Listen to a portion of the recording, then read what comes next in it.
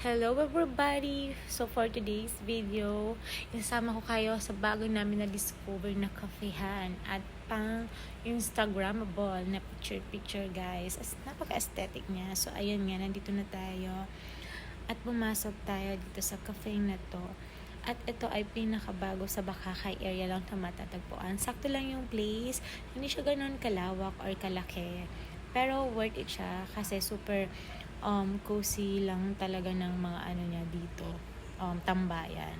At saka hindi siya masyadong crowded kasi limit lang talaga guys yung mga chairs. And ang kagandahan dito sa table at doon sa kabilang area, may outlet. So, pwede kayo dito mag-work or mag-study.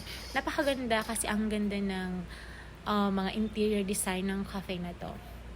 So, bale, yun nga, nakaupo na kami.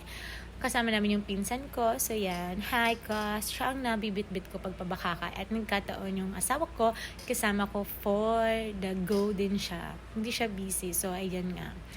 So, nag-try kami dito kasi in-endorse din to at ni-repair lang sa amin.